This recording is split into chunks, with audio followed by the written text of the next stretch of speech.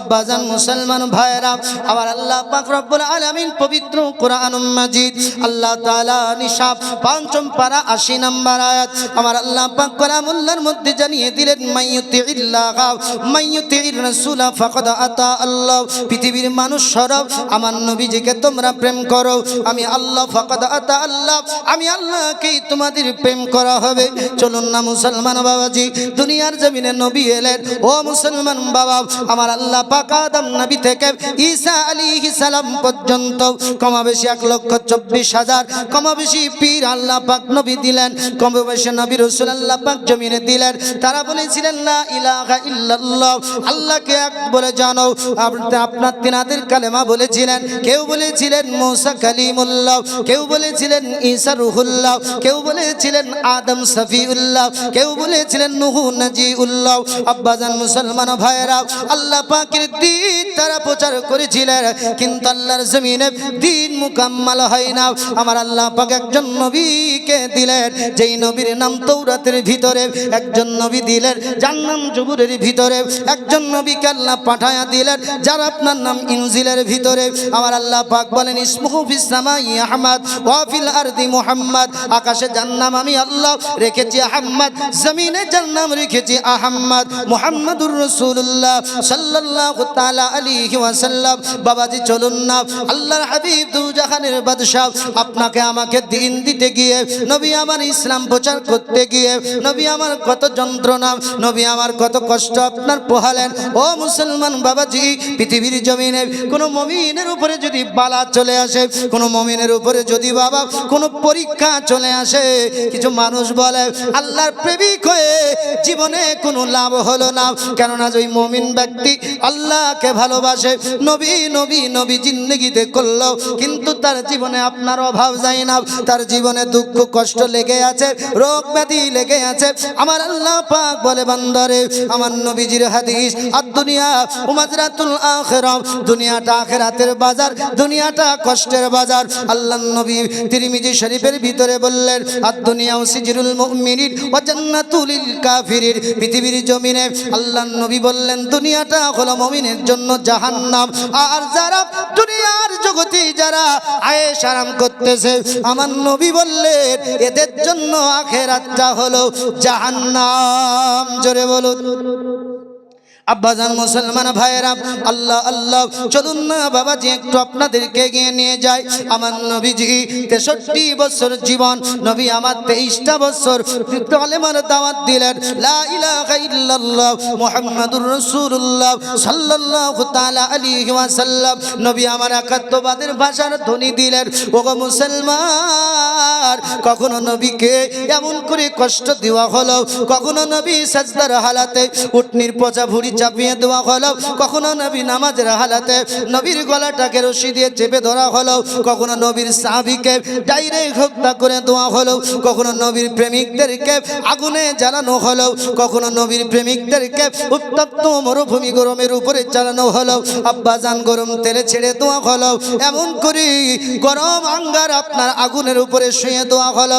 নবীদের একজন সাহাবী হযরতে খাব্বাব রাদিয়াল্লাহু তাআলা আনহু, হযরতে উমর রাদিয়াল্লাহু তাআলা আনহুর সম্মুখে বসে থাকা হযরতে খাব্বাব রাদিয়াল্লাহু তাআলা আনহু, তিনার পিঠের আপনার কাপড়টা যেই সরে গেছে, হযরতে উমর বলছেন খাব্বাব তোমাকে একটা কথা জিজ্ঞাসা করব।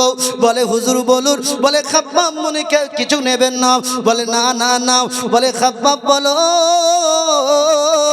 তোমার গায়ে কি বসন্তের দাগ, তোমার গায়ে কি বসন্ত হয়েছিল? বলে কেন?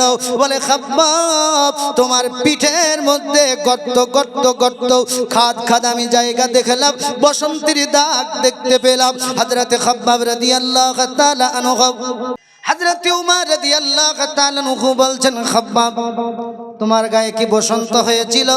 বলে কেন সাহাবী রাসূল? বলে তোমার পিঠে গর্ত গর্ত আমি উমর দেখতে পেলাম। জোরে বলুন সুবহানাল্লাহ। হযরতে খাব্বাব বলছেন উমর আমার শরীরে কোনোদিন বসন্ত হয় নাই। জোরে বলুন সুবহানাল্লাহ। বলে খাব্বাব কিসের দাগ? খাব্বাব বলছেন গো উমর আমার কাজ ছিল কামারের কাজ, আমি লোহাকে গলিয়ে আমি পৃথিবীর জমিনে যন্ত্র বানাতাম, কিন্তু আমি যার অধীনে থাকতাম আমার মুনিব যখন জানতে পেরেছিল আমি খাব্বাব নবীর কালেমা পড়েছিলাম, আল্লাহর হাবিবের প্রেমে যখন মশগুল হয়েছিলাম, আমি খাব্বাবকে বলা হয়েছিল, ওরে খাব্বাব ওই নবী মুস্তাফার দিন পরিত্যাগ করে দাও, ওই নবীর দিনকে তোমার জীবন থেকে মুছে ফেলো। আমি খাব্বাব বলেছিলাম না না না না না, যেই নবীকে অন্তরের মধ্যে জায়গা দিয়েছি, যেই নবীর কাছে একাত্মবাদার ভাষা শিখেছি, ও গো মালিক আমি জীবন দিতে রাজি, তবু ভালো কিন্তু নবী ভুলতে পারবো না। হযরতে খাব্বাব বলেছিলেন, ও গো উমর, ওই সময় আমার মালিক আমার উপরে রাগান্বিত হয়ে আমাকে এত মার মেরেছিল, আমি যে আগুন কাজ করেছিলাম, গরম কয়লা জ্বালিয়ে যে আঙ্গার আগুন, ওই আঙ্গারের মধ্যে আমি খাব্বাবকে শুয়ে দেওয়া হয়েছিল।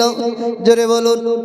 আমি খাব্বাব আমার জীবনের অধিক অংশ এমন কষ্টে গিয়েছে গো আমিরুল মুমিনিন উমর, নবীজির সাহাবী উমর খলিফাতুল মুসলিমিন, আবার এমন করে পিঠের চরক গুলা গলে গলে চামড়া পুড়ে পুড়ে ওই আগুন লিভে গিয়েছিল, তারপরেও আমার মালিক আমাকে ছাড়ে নাই।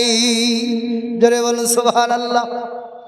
আল্লাহর নবীজির উপরে এমন আপনার কষ্ট প্রয়োগ করা হয়েছিল, এরা দেখলো মুহাম্মদ বিন আব্দুল্লাহকে দমন করা যাবে না, মুহাম্মদ বিন আব্দুল্লাহকে আমরা আঘাত করলাম, তারপরে যখন আঘাত করা গেল না, আল্লাহ আল্লাহ ওই কুরাইশের দুশমনেরা, ওই মক্কার কাফিররা চিন্তা করলো নবীর যারা প্রেমিক, নবীর প্রতি কালেমা পড়েছে, তাদেরকে জীবন দশায় হত্যা করে দেব, তাদেরকে জীবন দশায় মেরে দিব।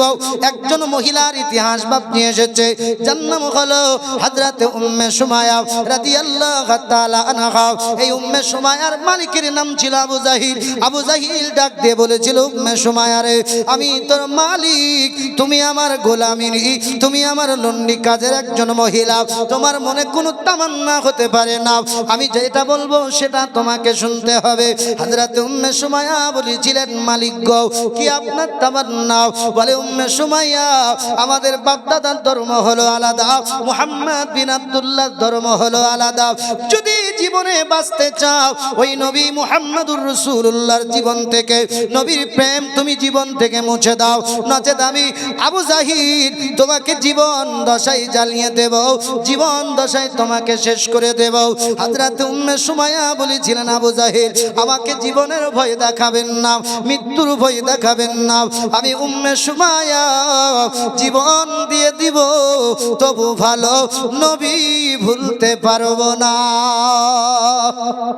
আবু জাহিল বলেছিল, উম্মে সুমাইয়া তোমার স্বামীকে আমি জ্বালিয়ে দেব, শেষ করে দেব। উম্মে সুমাইয়া বলেছিলেন, সম্ভব, কিন্তু দিল থেকে নবী মিটানো সম্ভব নয়, এখনো নামাজ ফরজ হয় নাই। ও মুসলমান, আর 2 দিন পরে তারাবি মাহে রমজানুল মুবারক, এই রমজান আল্লাহর নবীর উপরে এখন আপনার ফরজ হয় নাই, নবীর উম্মতের উপরে ফরজ হয় নাই। হযরত উম্মে সুমাইয়া বলেছিল, আবু জাহিল গো, আপনি যা বলবেন যাহা বলবেন মেনে নিব, কিন্তু নবী মুস্তাফাকে কখনো ভুলতে পারবো না। হযরত উম্মে সুমাইয়াকে ধমক দেওয়া হলো। উম্মে সুমাইয়া বলেছিল, জীবন দিতে প্রস্তুত, জীবন দিতে রাজি, তবু ভালো একাত্মবাদীর ভাষা লা ইলাহা ইল্লাল্লাহ মুহাম্মাদুর রাসূলুল্লাহ সাল্লাল্লাহু তাআলা আলাইহি ওয়াসাল্লাম, ওই নবীকে জীবন থেকে মুছতে পারবো না। কি প্রেম করেছিল! হযরত উম্মে সুমাইয়াকে আবু জাহিল বলেছিল, ওরে সুমাইয়া, তোমাকে আমি ভয় দেখাই না, না না না, তোমাকে বাস্তব তোমার উপরে আইনটা লাগু করে দেব।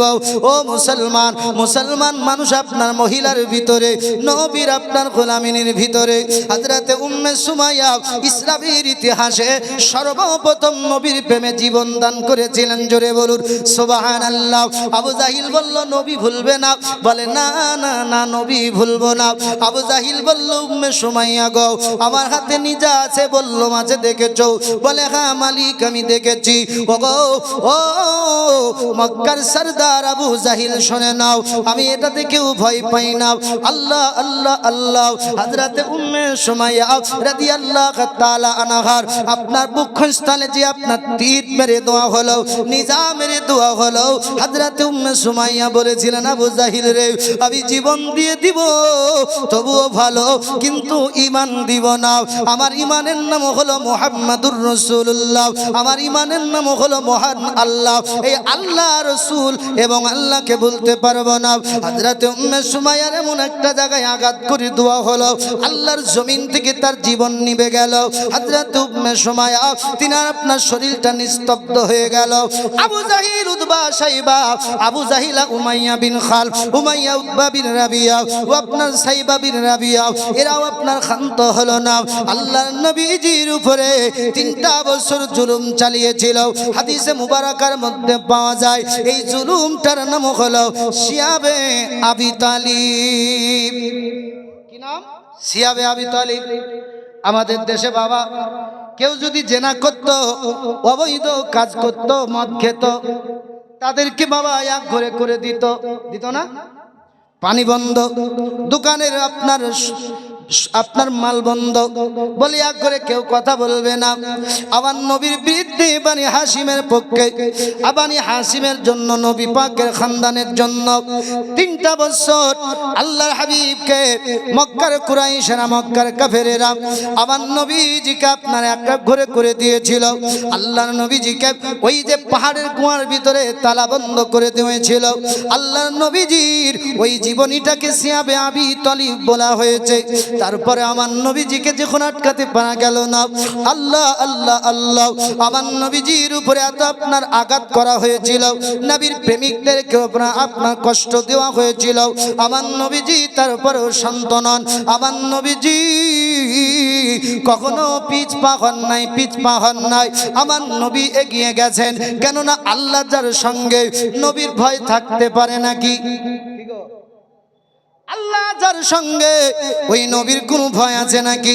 না না না, ওই নবী যাদের সঙ্গে, ওই মুমিনের ইহ জগতে নাই ভয়, পর জগতে নাই ভয়।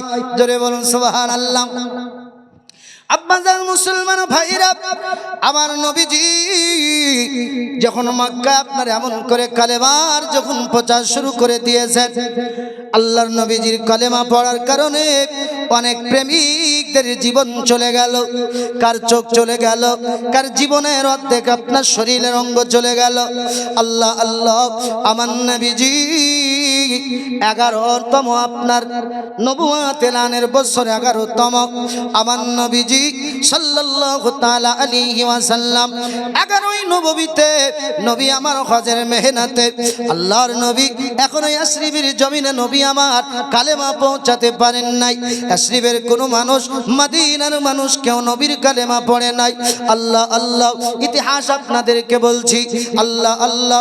পূর্বের নাম ছিল ইয়াসরিব, বর্তমান নবী যাওয়ার পরে বর্তমান জায়গাটার নাম মদিনা, জায়গাটার নাম হলো মদিনাতুন নবী, নবীজির শহর। কিন্তু মানুষ মদিনাতুল মানওয়ারা বলে চিনে, মদিনা বলে চিনে। ওই ইয়াসরিবের পুরনো ঘটনা ভাবছি আপনাদেরকে বলছি।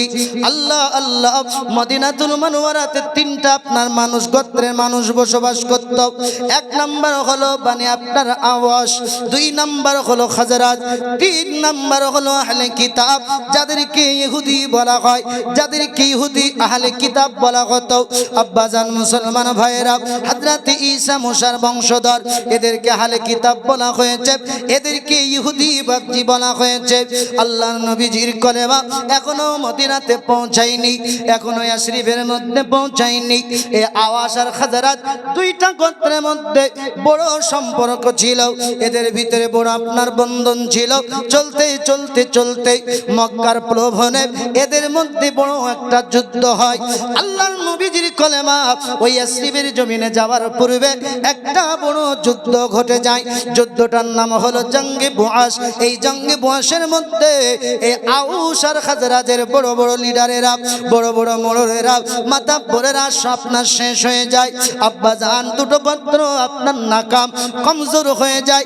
এই যে আহলে কিতাব, এদের আপনার এই আওয়াস আর খাজরাজকে ভয় পেত, কেননা এরা মূর্তি পূজা ছিল, আর আহলে কিতাব কোনোদিন মূর্তি পূজা করে নাই। জোরে বলেন।